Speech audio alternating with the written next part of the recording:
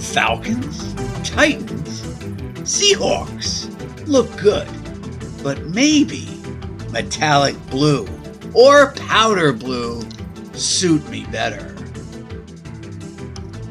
Hi everyone, Will O'Toole, Park Ridge Sports History, welcoming you again to another edition. And once again, we lead off with Bill Belichick, the famous hoodie of the NFL, as he decides where he's going to land for the upcoming 24-25 NFL season. And to be honest with you, I never thought about the Cowboys until I saw what happened to them this past week. As I checked in, just like many other football fans, this is probably the fun part of the year. I love January, especially obviously the NFL playoffs, not just because it's going to be good football, but it's usually played, let's say, 4:30, 6 o'clock, and maybe 8 o'clock at night, which makes it, especially on a Saturday night when you've been running around. For me, I do a lot of basketball refereeing and stuff, so it's nice to come home and be able to turn on the games and know that they mean something. It's not just week 17 between two 1-16 ball or two 1-15 ball clubs figuring out what to do for the upcoming draft. But the Cowboy game, and of course, my pick for the Super Bowl from the NFC went down, even though I had said this back in Thanksgiving, at Thanksgiving, the Packers did impress me there. Back then when they upset the Lions, and it could be a Lions and Packers championship. Now that I said that, it's not going to happen because all of my predictions go down the tubes. But when Dallas lost, I even when they were down 20-0, I really thought maybe the Cowboys would come back like they used to in the day. But those are the days of Tom Landry and Roger Staubach, and of course Jimmy Johnson and Michael Irvin. And that wasn't to be. When he got picked off by the Packers, and the Packers defensive back raced to make it 27-0 right before halftime, you knew the game was over. The Cowboys did make it a little bit competitive, but getting blown out at home, 48-32. You know what it reminded me the most of? The early years when I was a Cowboy fan watching the Cowboys go down not once, but twice, 2 consecutive years to the Cleveland Browns. First in the Cotton Bowl, and then the second time in the mistake by the lake, Cleveland's Municipal Stadium. And in both instances, they were played in the mud, and they're great if you take a look. But what that actually, the Packer defensive back running it all the way back for a touchdown, do you realize that in one of those Cowboy games, Craig Morton threw not 1, but 2 interceptions that were both run back for touchdowns by Cleveland in one of those playoff games. And that's all I saw. Now, they did lose 48-32. They put a couple of points up there. But you have to look at it this way. The Cowboys, they stunned the Eagles. I think they probably really put the whammy on the Eagles this year. I got fooled by them. That's the bottom line. I got fooled by the Cowboys, figuring that they would have the home field advantage, obviously in Texas. Thought that the Packers would give them a good game, but nonetheless that they would defeat them by actually double digits, and that they would go on and play the Buffalo Bills in the Super Bowl. And I was actually going to make the pick this time that the Bills would get revenge and defeat the Cowboys in the Super Bowl, who had beaten them twice way back when. Interesting that the Bills have won 4 straight division titles. They did win yesterday's game, which was a lot of fun because it got canceled. And I can only remember one other game in the last maybe 10 years that got canceled. If you recall, right around Christmas time, about maybe 2000, maybe 10, maybe 11, there was a huge snowstorm in Philadelphia and New York, New Jersey. And they postponed a Philadelphia regular season game against, I think, the Minnesota Vikings. And they had to play it on a Tuesday night. And it was kind of cool to have an NFL game being waged not on Monday night and not on Thursday night, but on a Tuesday night.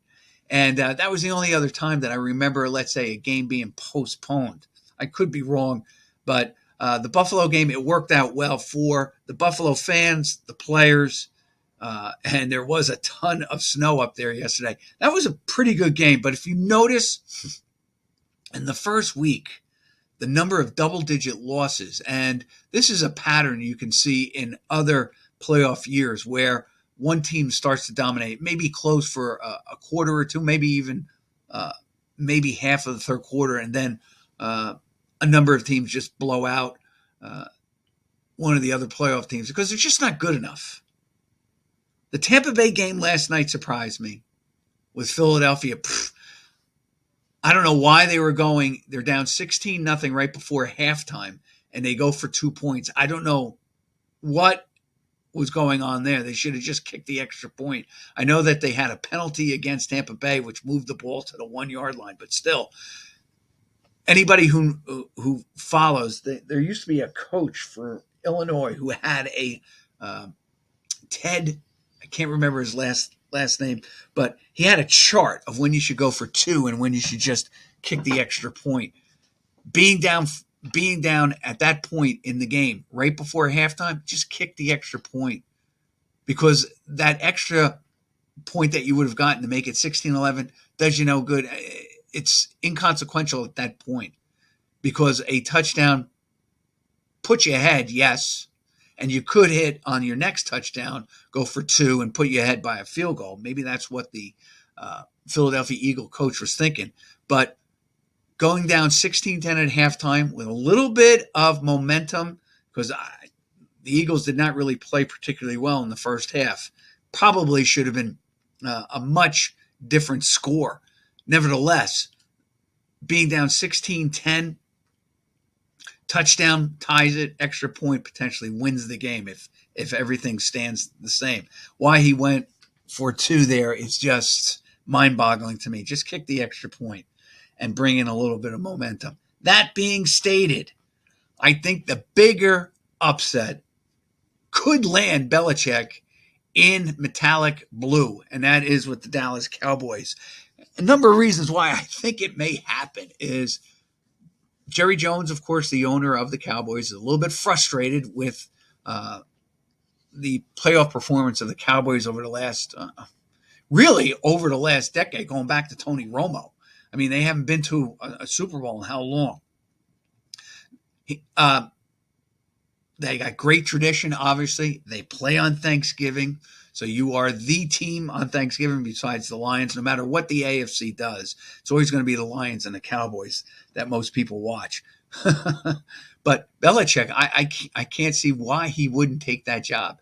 I like Dak Prescott as a quarterback. He's got talent there. Obviously, they won the division. He could probably go in there, probably stitch the team together, make them into winners, and then he could probably dominate the NFC for the next 2-3 years and then go into retirement. Happy that he's got the record for most wins in an NFL coaching career, and probably also take home another Super Bowl crown. He could also go to, I want to say San Diego. I wish they were back in San Diego. Go back to the Chargers. He's got Justin Herbert. Not a big fan of Herbert. Don't know why. He just, I don't know. I kind of, and I know the stats point the opposite way.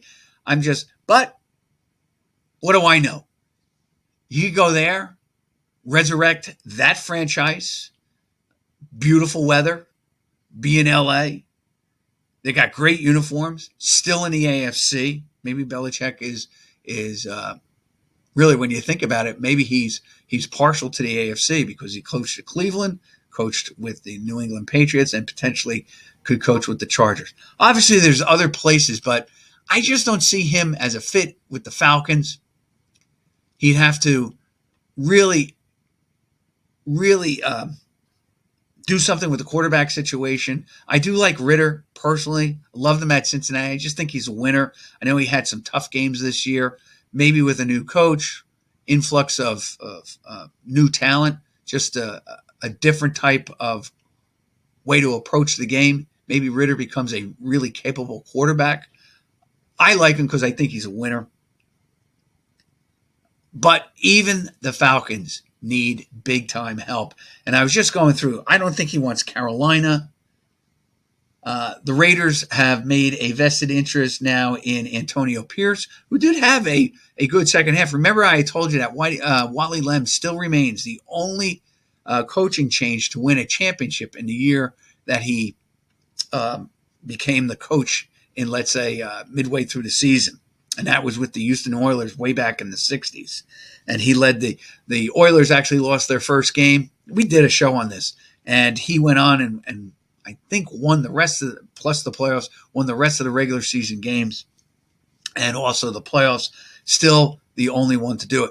If you are changing basically captains midway, your coach midway through the season, you've given up on the season. And statistically and history tells you that. I just don't see him, obviously, with the Falcons, as I said. Don't see him with the Commanders. That's another team that has a ton of problems. Gave away a couple of their good defensive players right before the trade.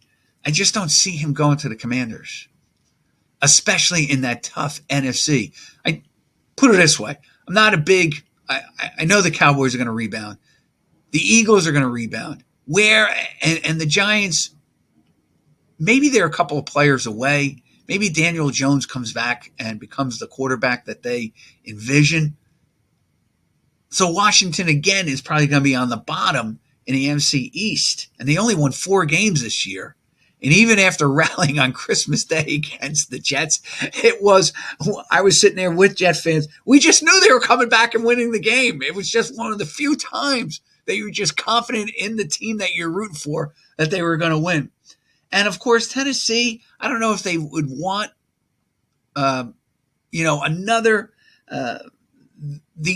put it this way. I don't think they want the mentor of Mike Vrabel to come in there. They probably just want to go in a different way. And, of course, the Seahawks, I can't see him following Pete Carroll. So it's going to be interesting.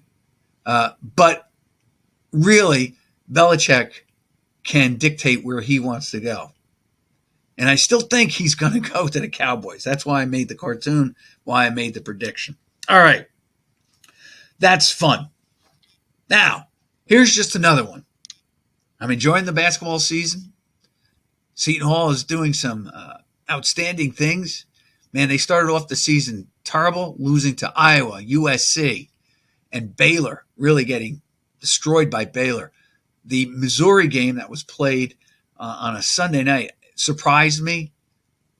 I thought the Pirates were going to lose that game and that it was just going to be.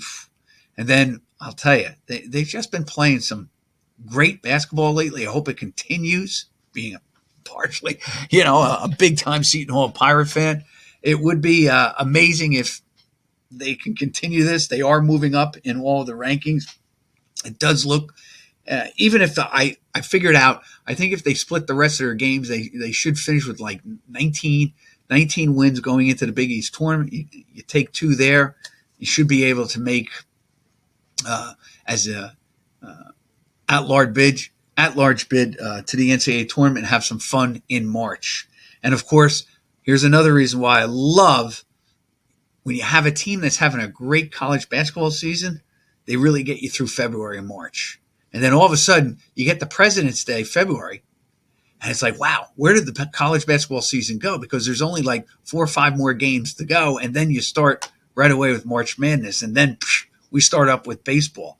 So snow days, Martin Luther King Day, the NFL playoffs, President's Day, college basketball, they really can get you through the winter if you are big fans of both sports. Now, here's where I wanted to turn this. I wanted to keep with my kind of hot stove league. And last week we were talking about celebrities or baseball celebrities, athletes on To Tell the Truth. And I only got through a few before I just talked my way off the show.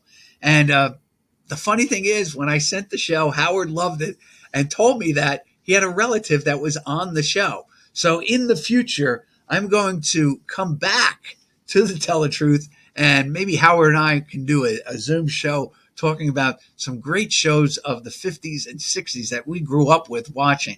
But I just wanted to tell you this. Here's some interesting things. Why I really love to tell the truth.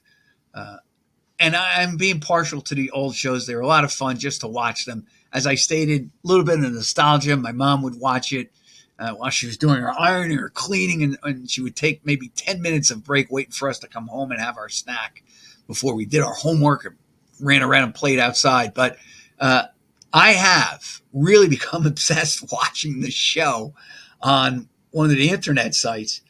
But I get a kick out of all the other celebrities or all these other people that they invite on. Like they had Sir Edmund Hillary climb Mount Everest. Really an interesting thing.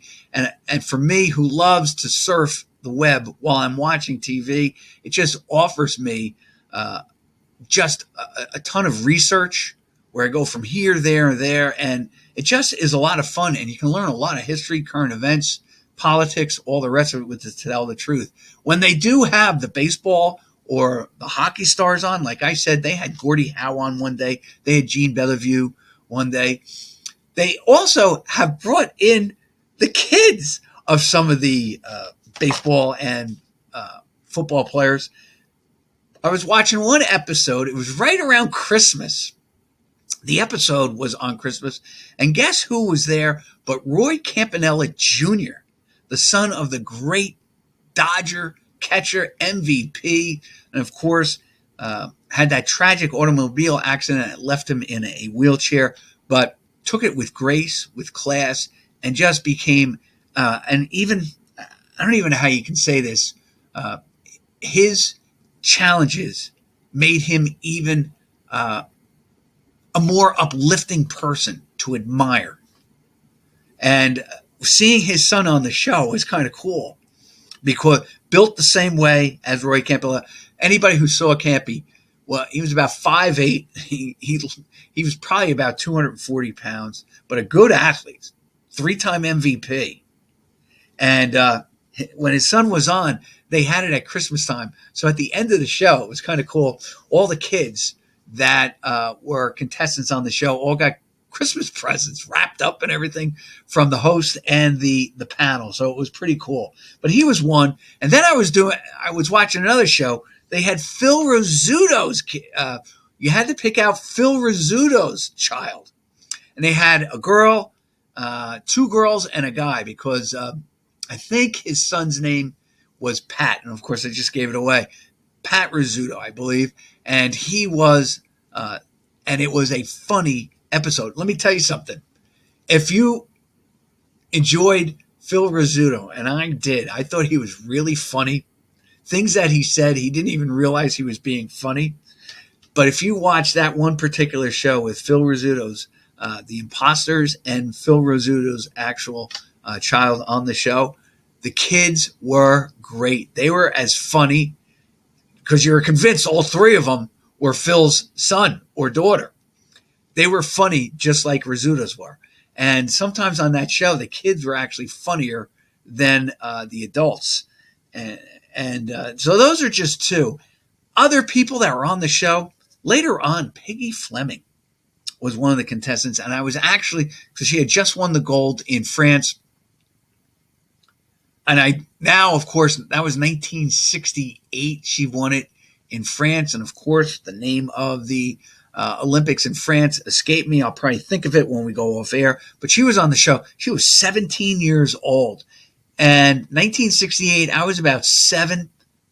And I don't remember that particular Olympics. I think the first Olympics I watched were 1972 from Sapporo, Japan. Oh, it was in Grenoble, France. But she was on the show. All the other 2 contestants were really good. And I think it's one of the few times, well, I shouldn't say one of the few times, but the panel was not fooled by her. And you could just tell if you didn't know what Peggy Fleming looked like, the actual contestant technically cannot lie or kind of, has to be transparent with all of their answers. And unfortunately, because you always root for the imposters and you always root for the contestants, but they weren't able to fool the panel. And as I said, I'm going to do a metrics on this. Tom Poston, to me, whenever I watch the show, he's phenomenal in getting the right guy or the right woman or the right child in the to tell the truth. There was one other. Oh, they had Wilma Rudolph on. So a lot of interesting sports guests and all the rest of it. And it still remains. It is heavily. The show is heavily inundated with New York athletes, whether they're Yankees like Roger Maris's. You had to find Roger Maris's relative. So it was a wife named Pat, a sister claiming to be, her name was Pat, and the father claiming to be Roger Maris's father as Pat. Wound up, it was the woman who was actually Roger Maris's wife as Pat. Pretty interesting. But sometimes you can figure out the imposters by the way that they answer the questions. Anyway, I had some fun with To Tell the Truth. Take a look at those old shows. They're a lot of fun. And as I said, Joe Garagiola, who played baseball for the St. Louis Cardinals and the Pirates, and I think a couple other teams before he became a broadcaster and a talk show host, he is one of the MCs for To Tell the Truth. So there is, again, sports crossing over to the field of entertainment. Now, this is my segue. Here is a show that my two brothers and I just absolutely love because my father used to love it. And I didn't see it as a kid all that much, but I get to watch it on reruns now and again. With the computer, you can just pretty much hone in on these shows that are no, let's say, longer broadcasts on TV, but you can see the old reruns. And that is, it used to be called You Can't Get Rich. It was the Phil Silvers Show, but most people who follow the show call it simply Bilko. Now, the show Bilko, the whole premise is he's an Army guy, a master sergeant, non-commissioned, so he's one of the boys, and he loves to gamble. He's an operator in the military. And one of the reasons why I loved it so much, the show, is because my father said, yep, probably every group, every troop, every platoon had a Bilko in the show. Now, I always knew that Bilko, to bilk somebody, was to steal or fool them or take money away from them and all the rest of it. But Phil Silvers, I did not know this until I started with my handy dandy computer, watching the show, and getting as much research because I do love Phil Silvers. I loved him. I first really watched him in It's a Mad, Mad, Mad, Mad World, where he plays the same character, conniving everyone out of the $375,000 fortune that they were in pursuit. And basically a road rally through California. And it was a great movie. You have to, it's a perfect kind of movie for a Saturday afternoon. It's snowing or raining out. You have nowhere to go. Get some pizza, soda, some popcorn. It's a 3-hour thing. It even takes a break in the middle of the show to let you have a bathroom break or whatever. But it does. It stops and then comes back. It's 3.5. I think it is a Stanley Kubrick director. So it was one of those movies where he went against Stanley Kubrick, which was 2001, and other dramatic movies that Kubrick directed and produced, maybe even wrote. But anyway, Phil Silvers plays the same kind of character in that movie, and he really does get trumped by the rest of the gold diggers. Anyway, in Bilko, I saw the original pilot of it, and there's really not a lot of information on it, but the pilot was never aired. And then but it was approved to be a show. And basically the pilot is the very first episode where Phil Silvers or Bilko is out of money. He finally loses in all these poker games against the other non-commissioned sergeants at Camp Baxter in Kansas. The only problem is he got duped because they put a mirror behind his chair and they were able to read his cards. And that's how they skunked Bilko out of all his money. And Bilko is a card shark. He is just excellent with playing cards. He doesn't get rich. He manages to always lose his fortune some way, somehow. But he's always literally with get rich quick projects and ideas.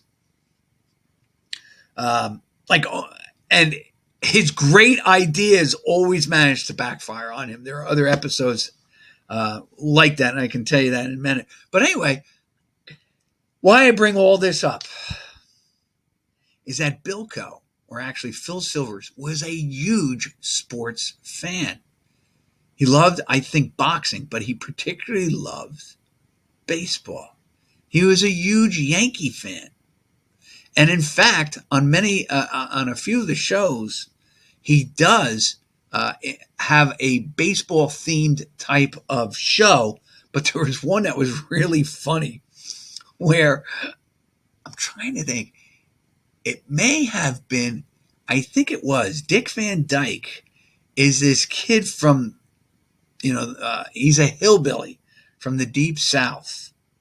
And Phil Silvers discovers that he can throw a baseball at like 150 miles an hour, but he can also he can throw a curve that that bends like the rivers. And he can not just do it with his left hand, he's a southpaw, but he can do it with his right hand. Anyway, he says, wait a minute, we're going to be his manager, we're going to be his agent, and we're going to get the Yankees to sign it. And he actually fools the Yankees, much like, and it reminds you of Jim Bouton's passage in Ball 4, where he said, my father negotiated my contract, and he said, what he did was when the Yankees came in, he left all, and the Yankees didn't want to pay big time money for Jim Bouton. He had excelled at Central Michigan and all the rest of it. So what the father brilliantly did, Bouton's father, was left contracts or letters from other teams to make it look like they were all pursuing Bouton too, with money offers and all the rest of it. And it did work because the Yankees improved improved their bonus to Bouton and improved the salary that they were going to pay him for a first couple of years in the minor leagues, and then if he got there in the major leagues. Well, basically Silvers does the same thing as Bilko. He connives his way into getting the Yankees not just to look at this young prospect, Dick Van Dyke, but also to sign him. The problem is Dick Van Dyke, being from the South, doesn't want to sign with the Yankees. So he has to come up with another scheme. And he basically brings Dick Van Dyke's fiance up. And, of course, she's a blonde bombshell, a whole 9 yards. And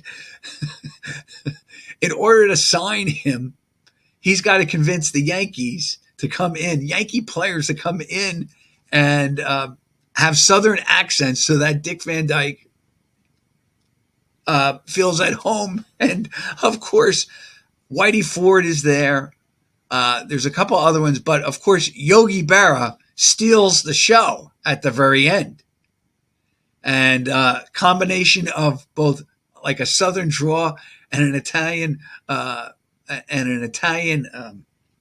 expression, it seals the deal. It's a funny show. Well, what happens is Phil Silvers tears up the contract, tells the kid to negotiate on his own. And what Phil Silvers never realizes, he gets the kid the contract. He does all this work. And really, what he never thought was they were brilliant. Dick Van Dyke says, hey, put my fiance as a radio broadcaster and I'll sign. And that's basically what happens. And I know somewhere in there I kind of jumbled up the thing, but believe me, you watch the show, you watch Bilko work his magic with his dialogue. And at the end, instead of making that big hit, that $1 million, he gets crushed, but he does well for his client. He always, no matter how much he might abuse his troops, stealing money for using their money and stuff like that, he is a good guy, has a great heart, and always takes care of his men. And that's why he's so beloved by his platoon, even though everyone knows that every time you pull out your wallet, there's Bilko pinching like $5 from you, and you know you're never going to give it back. But anyway, Bilko was named specifically for the baseball player Steve Bilko. And it's amazing. Bilko, now I know him just from my brothers talking about him. And of course, I had this baseball book that my brother Eddie gave me, The Great American Bubblegum Trading Card. And it's all about the history of Topps cards, specifically Topps baseball cards. And the two authors, and they go through growing up in the 50s and 60s, some great essays in it.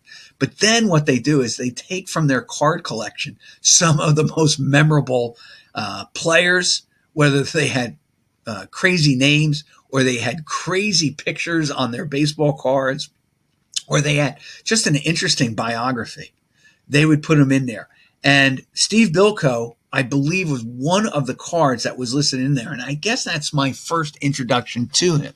Now, my other brother, Jim, being a big Reds fan, knew that Bilko played at least a year for the Reds. But the whole genesis of this whole program was this. It's like, here I am doing something on To Tell the Truth. And I watched that, and then one thing leads into another. I can do a show on athletes. And then I'm reading about Bilko, and here's another TV show delving into sports to get names of their characters. Not only that, but his number one wingman, Rocco, was named, the character's name was named after Rocky Graziano, who was a boxer. Remember, I think he used to do, he did the shock absorber commercials way back. Good fighter. And he was named after Rocky Graziano. And so there are two players from the 50s that the producer of the show, Nat Hiken, and Phil Silvers created. And it was pretty interesting that he chose Steve Bilko because, one, well, he's got the great name, Bilko. But Bilko was anything but someone that you couldn't trust. In fact, if anything, when I was reading, now I wanted to do some interesting research on Bilko. I thought maybe I would get a paragraph on him in SABR, Society of American Baseball Research. But there was actually a really insightful, lengthy article by a writer by the name of Warren Corbett. I want to give him credit. And SABR, if you don't know, if fans out there don't know, it's Society of American Baseball Research. I used to be a member, and it's doing volunteer research and all the rest of it. And of course, they want membership dues every year, and I just stopped. I just discontinued because I just got busy with other things. But their research by their volunteers are just unbelievable. So I'm reading about Bilko, and I didn't know this. He was about 6 foot, but he was known for having a weight problem while he was in the minors and the major leagues. But he is a guy that is probably known throughout baseball, not for his major league baseball success, but his minor league success, specifically the Pacific Coast League, which to a certain extent was probably a level below Major League Baseball, maybe even more than that. But they did a lot of things in Pacific Coast League, and I'm going to do a little research on this and have it as a future show. I knew they played a ton of games at PCL, and many of the great Major League players came out of the PCL. I mean, the DiMaggio brothers all played in San Francisco. All right, you got to remember that baseball, the farthest west it was St. Louis, up until basically about 1956. And then one of those St. Louis teams, obviously, the Browns, come east and play in Baltimore. St. Louis stays there, but they were the farthest west of all major league cities. And then, of course, when L.A. and San Francisco, the Dodgers, Brooklyn, and New York Giants ventured out west to become L.A. and San Francisco, baseball broke really not just, well, the first ones to break the color line, but then they broke the time zone line because now they were playing basically in 4 time zones, or soon to be 4 time zones, with Mountain coming with Denver. And here was the deal. Prior to that, the Pacific Coast League, reading an article on Bilko, Bobby Grich, who played for the Angels, and of course he played for the Orioles, and there has been some sentiment, some push to make him a Hall of Famer, because if you take a look at his numbers, and of course the WAR, which everyone is big on, he's got the numbers for it. Solid player, just never played in a World Series, which hurts him in a lot of ways, just in terms of popularity now. And he's been out of the game, retired almost 40 years. All right, getting back to Bilko. Bilko was a legend in the PCL. Now, he had a number of tours in the major leagues. He played for the Reds. He played for the LA Dodgers. He played for the Cubs. He was originally signed by the Cardinals. And in each place, he was going to play first base, never really got, let's say, the necessary number of at-bats to really feel accomplished, really feel comfortable, and to let the clubs know how good he could have been. But, ready for this? Here's where I love this whole thing. He played for a number of managers that would get into the major leagues, among them Eddie Stanky. He played for Gene Mauch, Bertie Tibbetts, and Bill Rigney. The funny thing is, of the four managers I just named, Eddie Stanky had the highest winning percentage, although Gene Mauch coached in the most games in the major leagues, 3,939 games with a 484 winning percentage. Bill Rigney was 1239 and 1321 and 484. And of course, Bertie Tibbetts was 748 and 705. Now, all four share this in common. They all knew that Bilko really had some good power. I would say he was probably, because of his weight, he was about 6'2". And he said in the article anyway, he probably was about 220. He was a big kid as a kid, a big kid. In fact, he signed his first contract at the age of 16 with the Cardinals, and they immediately grew up in Western Pennsylvania. They immediately shipped him to Allentown, which was about 70 miles from his hometown. Successful, had some ups and downs, broke his humerus bone and was out a season, and basically bounced around franchises because they could never find. Here is the problem. He plays 53. The Cardinals say, hey, you know what? We're going to move you up, and we're going to situate you between Musial and Enos Slaughter, 2 Hall of Famers, future Hall of Famers. Well, the problem was, got off to a bum start. Augie Bush comes in, decides he wants to go with somebody else, a fellow by the name of Tom Alston, and Bilko is shipped out. He goes to the Cubs, and of course, he doesn't have first base by himself. He's got to share it with D. Fundy. So he's shipped again. He winds up in L.A. He also had a stopover with the Cincinnati Reds. And of course, who do the Reds have? They have Ted Kluszewski, and they have another guy by the name of George Crowe, who I didn't know too much about, but I'm going to tell you this. George Crowe, okay, when I was reading about him, he only has 86 lifetime home runs, hit 275, had 2 really good seasons. In 1955 with Milwaukee, George Crowe goes 1555 and hits 281. Then he winds up, is traded to Cincinnati, and in 77 games with the Reds, he has 10 homers, 23 RBIs, hits 250. So you're figuring that's 20 and 46. But his real breakout year and his best year was 1957 with the Reds, when he was 31, 92, 271, and had 20 doubles to go with that. He does make an all-star team with the Cincinnati Reds in 1958, hitting 275, He had 5 777 homers, 61 RBIs. What I didn't know about George Crowe was this. Okay, average career, still played 8 years, 11 years in the major leagues, or 6 years in the major leagues. But here's the deal with him. He was the first African American to be Mr. Indiana.